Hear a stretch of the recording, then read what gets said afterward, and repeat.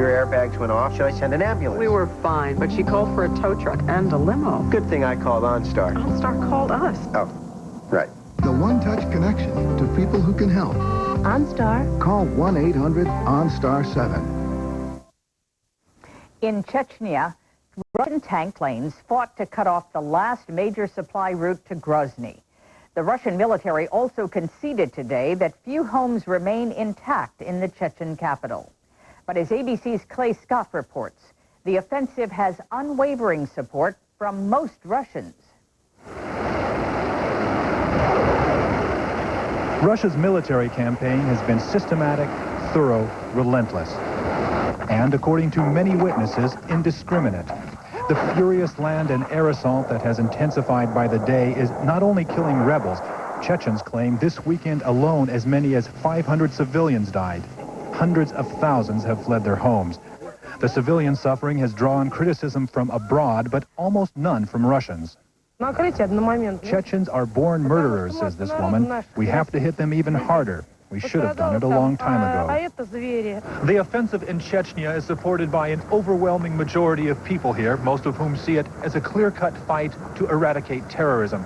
But the war's popularity also has very much to do with Russian national pride.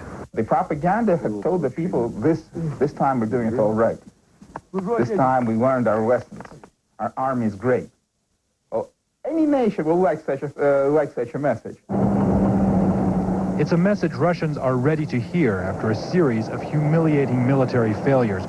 The few who have dared speak out against the war have been quickly shouted down. In a televised debate this past week, a liberal politician was called a traitor for even proposing that Russia negotiate with the Chechens. Russians are hungry for a military triumph of the kind they haven't had in years. But if anything can dull the public's appetite for war, it would be images like these broadcast last night. Russian soldiers dead in the snow, killed fighting in Chechnya. Clay Scott, ABC News, Moscow. In other news overseas, an historic week in Jordan. Legislation is before Parliament's upper house. Legislation which would considerably toughen the penalties against men who participate in a long-standing and violent practice against women. Here's ABC's Sheila McVicker. They are behind bars, imprisoned, treated like criminals. But the only offenses these Jordanian women have committed are sins against family honor, not crimes against the criminal code.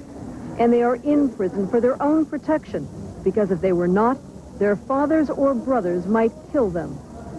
This 17-year-old, we'll call her Rueda, is in jail because her father has already tried once to poison her for spending a night with her boyfriend. 1/3 of all murders each year in Jordan are honor killings. Women killed by the men in their family to cleanse reputations. At the men's prison, this man tells how he emptied his machine gun into his sister's body. I loved her very much, he says, but she deserved to die. Jordan's criminal code, like many in the Middle East, now ensures that men who are convicted of crimes of honor face very little time in prison. The brutal murder of a wife, a daughter, a sister can mean only 6 months in jail. It was the kind of murder that was never talked about until this woman broke the taboo. Rana Husseini is a crime reporter for the Jordan Times. In 1994, she began publishing stories about the murders. The killers, it seems that they have something inside them. I mean, they would stab their victims 30, 40 times. Husseini is now working with Jordan's chief medical examiner to get the law changed. I decided that we have to do something. To persuade Jordan's legislators that the criminal code must be changed, Rana Husseini and other campaigners have collected thousands of signatures to petition the government to change the law. It has not been easy. Many here justify the murders, saying they are approved by Islam. The person who really understands Islam knows clearly that these crimes have nothing to do with Islam. The campaigners have already won an important victory.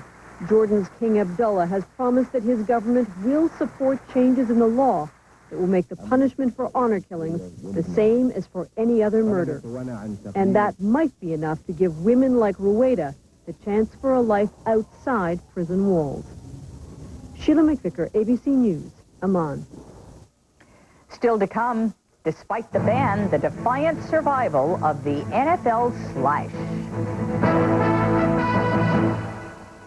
This old mop makes me shake. That old vacuum makes me ache. Plain old sprays can smear around. This box rocks. The radical new Swiffer Sweeper. So simple to assemble. And it's built to last.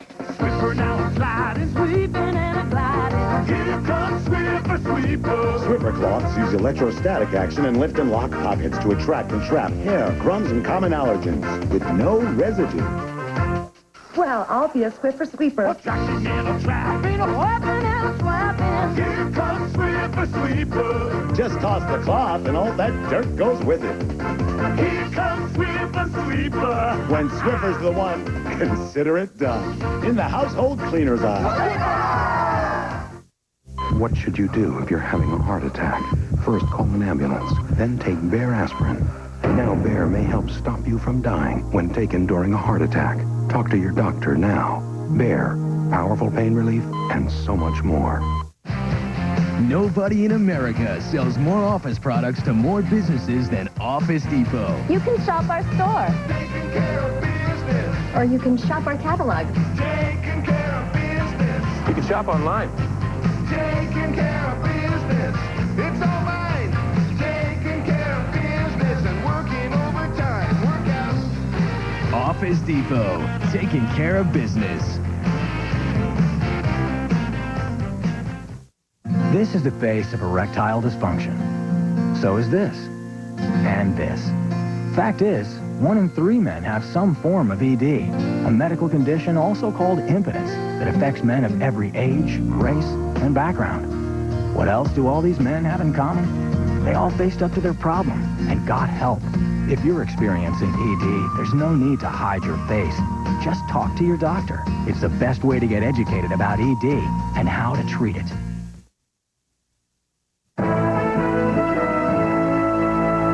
In sports, the bad behavior that the NFL is cracking down on reappeared again today. Dan Patrick of ESPN Sports Center joins us now. What happened, Dan? Well, Carol, the NFL put the word out earlier this week that the throat-slashing gesture that had become all the rage among NFL players would not be tolerated anymore. The league threatened 15-yard penalties and fines. Brett Favre was penalized for his gesture against the Lions last Sunday. After the game, Favre explained that he was just retaliating against the Lions' Robert Bailey for his slash back in September. I wasn't doing it at fans or, really their team. It was that one particular player, and they knew why I was doing it. I mean, he ran in front of our bench. He ran in front of me after he picked me off in the first game. And he batted down the 4th down play. But, as I told the referee, it's still football. Let the guys play. Well, apparently somebody didn't get the league memo. Today, Willie Whitehead of the Saints, after sacking Kurt Warner, did the throat slash gesture. He was not penalized, but we're sure that he will hear from the league office. There is a hearing tomorrow to address the potential firing of International Boxing Federation President Robert W. Lee Sr. Lee was indicted 3 weeks ago on charges he and others accepted bribes to rig the IBF rankings. If you look at a heavily corrupted business, such as boxing promotion has been in the past, you can make a case for the fact that it is in many ways a form of organized crime, albeit the fact that you also have people who are involved in traditional organized crime. If the government's request for a federal monitor is granted, the IBF would become the first sports organization to come under federal court supervision because of racketeering allegations. That's it from sports. Now back to you, Carol. Thank you. Dan Patrick of ESPN Sports Center. Still to come, rebuilding history, piece by piece.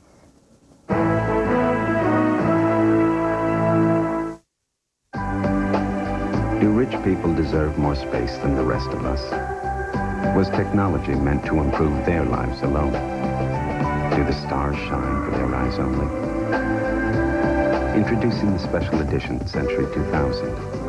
It's the first limited edition that isn't limited to the rich. And during Buick's Countdown to 2000 event, get this special Millennium Package offer. The new Century 2000 by Buick, a luxury car for everyone. The hot flashes got pretty bad. Night sweats were ruining my sleep.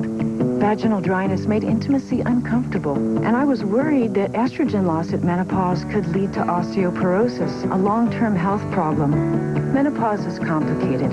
Talking to my doctor helped. For me, she prescribed Prempro. It's relieving my uncomfortable symptoms, and along with calcium and exercise, helping prevent osteoporosis. Prempro is only for women who have not had a hysterectomy. Prempro is not for every woman. You should not take Prempro if you've had any breast or uterine cancer, abnormal vaginal bleeding, abnormal blood clotting, liver or heart disease, stroke, or if you think or know you are pregnant. Tell your doctor about your personal and family medical history. Side effects include blood clots, nausea, vomiting, abdominal pain, breast tenderness, irregular bleeding, and headache. For more information, talk to your doctor about Prempro or call. I'm glad my doctor prescribed Prempro. Now I'm feeling great. For me, it's Prempro. ABC puts on its Sunday best. First, Well, you're asking me to kidnap your daughter. a dangerous case can have deadly consequences. I completely screwed up. Snooze, then. The man is on his deathbed. To save her client's life, a lawyer must risk another's. If I cross-examine him tough, I'll kill him. All new Practice, right after Snooze. ABC tonight, 9/8 Central. This was a holiday weekend for records at the box office. At the top of the list, Toy Story 2, which set a single movie Thanksgiving weekend record. It was followed by The World Is Not Enough and End of Days. Finally tonight, the comeback of one of Italy's most famous landmarks, 2 years after crumbling in an earthquake. ABC's Jim Wooten has the story. In this medieval town with its thousands of yesterdays, a perfectly good reason to celebrate today.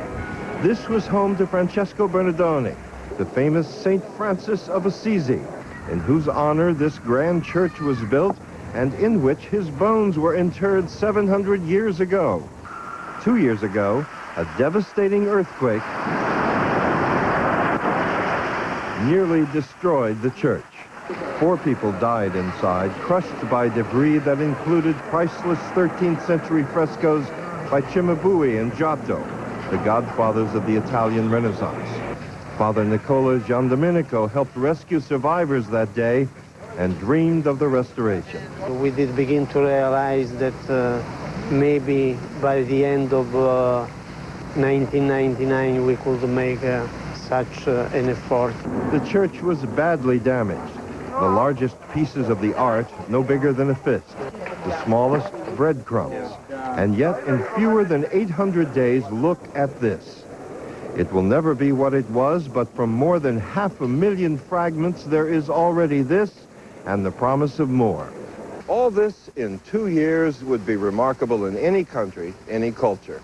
But here in Italy, where the bureaucracy ordinarily moves at a snail's pace, it is, well, nothing short of a miracle. No. Nonsense, says Dr. Paolo Pasalacqua.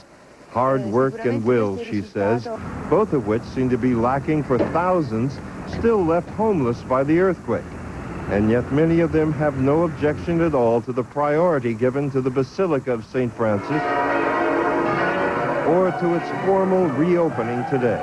A majestic mass celebrated by a cardinal, attended by the Italian president, watched by millions on national television, and seen here by many as a perfectly good reason to make a joyful noise. Jim Wooten, ABC News, Assisi. And that's our report. Tomorrow on Good Morning America, professional athletes and violence off the field. I'm Carol Simpson. For all of us at ABC News, have a good week and good night.